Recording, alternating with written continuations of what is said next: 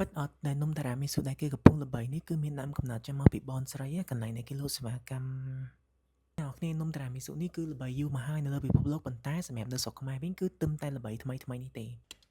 ស្វាគមន៍មកកាន់គ្រប់យ៉ាងអំពីម្ហូប All About Food ពាក្យតារ៉ាមីស៊ូនេះគឺជាភាសាអ៊ីតាលីហើយមានន័យថា Pick me up បើសិនជាយើងមកជាភាសាខ្មែរវិញគឺលើកអូនឡើងឬក៏ជ្រើសយកអូនមកមានព័ត៌មានលេចឡើងថាក្នុងចន្លោះឆ្នាំ1950រហូតដល់ឆ្នាំ1960គឺមានបងស្រីយ៉ែម្នាក់គឺគាត់បានបង្កើតបង្អែមនេះឡើងដើម្បីជូនអតិថិជនរបស់គាត់ក្នុងទីក្រុង Treviso របស់ប្រទេសអ៊ីតាលីតារ៉ាមីស៊ូនេះគឺជាបង្អែមមួយដែលលាយជាមួយនឹងកាហ្វេស្ករពងក្រហម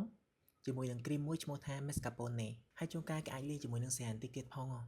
គាត់គិតថាសភាពបរិបទទាំងអស់នោះម្លេងហាងគាត់គឺតែងតែមានការនឿយហត់ពីការងារពីក្រុមគ្រួសារគាត់បានធ្វើបង្អែមនេះឡើងដើម្បីជួយជំរុញឲ្យពួកគាត់មានអារម្មណ៍ថា relax ហើយមានកម្លាំងខ្លាំងក្លាជាងមុន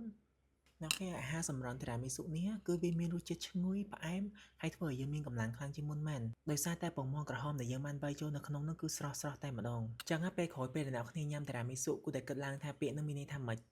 Can you tiramisu me